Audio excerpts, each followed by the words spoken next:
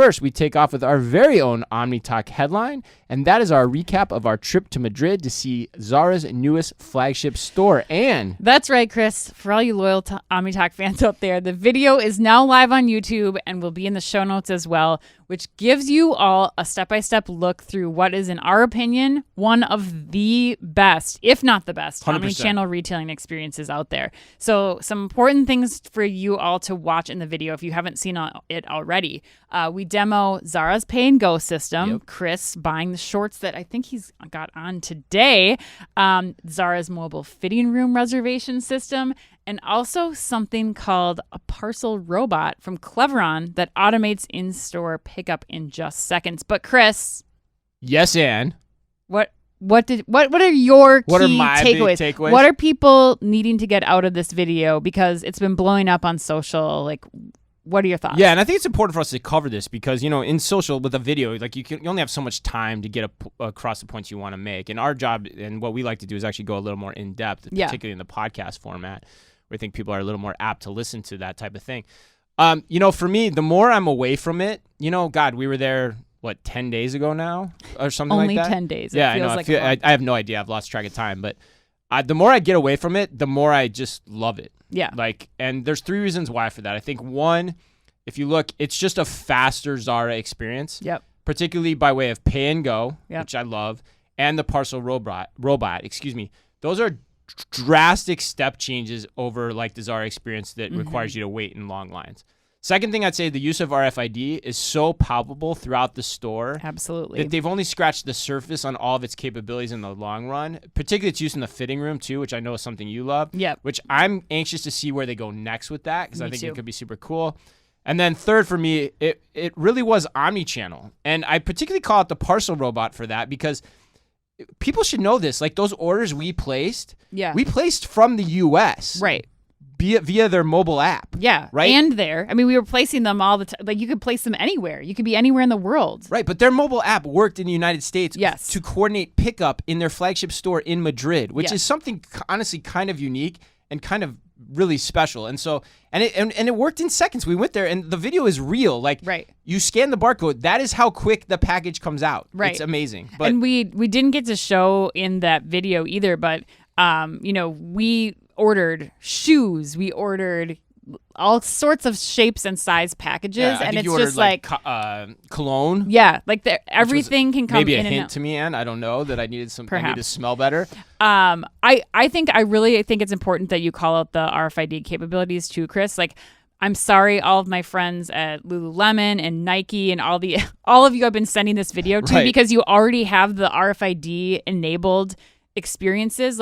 This should just be another step in your omnichannel process. And I cannot tell you what an improvement on the overall store experience it had, especially the fitting rooms. I think, being able to just turn something like this on dramatically improves the experience. And I would say, for me, the number one thing was, The lines. the lines. Yeah. Just there are everybody that I talk to, every single person who's a Zara shopper, when I tell them that we went on this trip, I'm like, what's your number one friction point about shopping at Zara? They're like, it sucks. I don't know my size. I have to order things online. I get to the store. There's an hour-long line. I have to try on stuff in the middle of the store.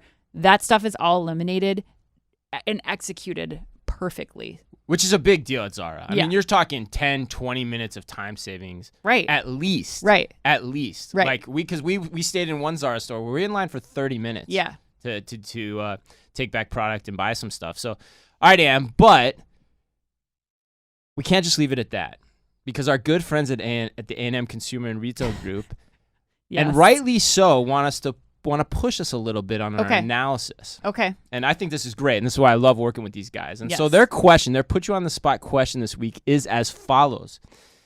Given A&M CRGers Amont Kalbag and Chad Lusk were on the Fast Five in April when this headline first broke and was discussed, Oh, yes. we wanted to follow up, given your live shopping experience. What were the biggest examples of quote-unquote surprise and delight that exceeded expectations, as well as, and this is the part I love, surprise and disappoint that still need work between what you read back in April to what you saw in person recently?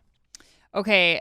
Surprise and delight, we kind of covered this already. Yep. I would say fitting rooms, seeing just how I didn't hear about how you could get up to the fitting room. They're using RFID to like determine exactly how many things I had and then assign a fitting room right away. And just the fact that the reservation actually worked up there and the room was ready was super slick.